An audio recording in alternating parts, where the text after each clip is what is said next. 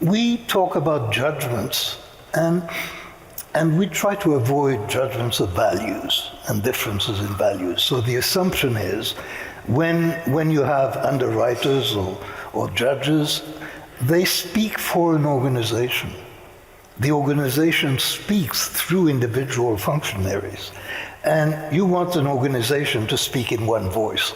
And noise is a failure, is a cacophony. But when it comes to values or when it comes to politics in a democracy, you certainly want to allow differences and divergence of values, and you certainly don't want to impose noise reduction. Wow, that's interesting. No noise reduction in politics. So let's just think about some of the things that this has thrown up. That convergence, in a sense, it's a way of avoiding the fact that there is noise.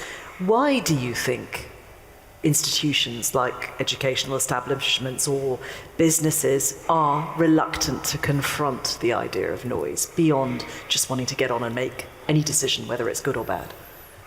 Well, I think first they are not aware of the amount of noise that there is. I think every time we show the results of a noise audit to an organization, or we just share the results of noise audits performed in other organizations, people are very surprised. We could hear the surprise in the room when Danny mentioned the 50% number from the insurance company. This is very surprising. So I think the obvious answer, the first and most important answer is they just don't know. And that's partly why we wrote the book, really. But in lots of fields, you're getting the use of algorithms I think about actuarial work, which is obviously in the insurance field. Humans used to do all the risk calculations, and now a proportion will be done by a computer. But they still, as far as I can tell, ask humans to make the final judgment. Is that because we don't want to hand over that power? It clearly depends on the topic. There is a long history, about 70 years, of comparing the judgments of people to formulas and more recently to algorithms that are generated by AI. And humans do not fare very well in those comparisons. And the main reason for human inferiority is actually noise, because algorithms and rules, simple or complex, have the advantage of being noise-free. And that gives them a real leg up when it comes to accuracy. But isn't the obvious counterpoint to that algorithms can make matters worse because they will have inherent in them the biases of whoever wrote the code? They will. Although there is no reason why those biases should be worse than the biases of the humans. Again, it depends what the comparison point is. You see, the bias of algorithms is a big topic, right? It's being discussed everywhere, and it should be, because it's real. But the biases of algorithms are there because algorithms are trained on data that is the past decisions and the past judgments of humans. So what algorithms are doing is they are the mirror of our own biases. They are not worse. What makes the bias more visible when you actually have an algorithm is two things. First, you can actually run 1 million decisions into the algorithms and see how many biased decisions there are, which you cannot do with a human being. Second, the algorithm is noise-free, as Danny pointed out.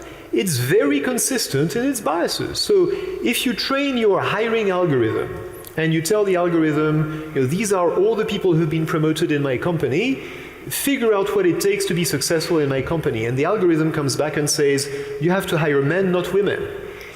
Is the algorithm sexist? No, you are. The reason you hadn't noticed is because you are noisy in your sexism. Even the most sexist recruiter is occasionally going to hire a woman. The algorithm won't do that. The algorithm will say, well, it's pretty clear that here to be successful, you need to be a man. So the absence of noise makes the bias more visible. It doesn't actually make it worse. It also makes it easier to solve if you want to solve it. You can actually design an algorithm that would be devoid of such biases. So algorithms could make very good decisions. Do we want them to? That's a very different issue. Yeah, algorithms are biased. Biased algorithms are poorly constructed algorithms. And typically, the bias enters somewhere in the definition of what it is that you're using as a criterion for success. So for example, Amazon tried to develop an algorithm to replicate its hiring decisions. And then that algorithm turned out, the way they constructed it, they looked at people who had been hired or who had been rejected, and they looked for what distinguished them. And then they found there was a gender bias because people had, in fact, preferred men to women in their hiring. And that went on to the algorithm. That's a flawed criterion. That is, when you want to hire properly, you should not go by the previous hiring decisions. Then you're guaranteed to replicate the bias.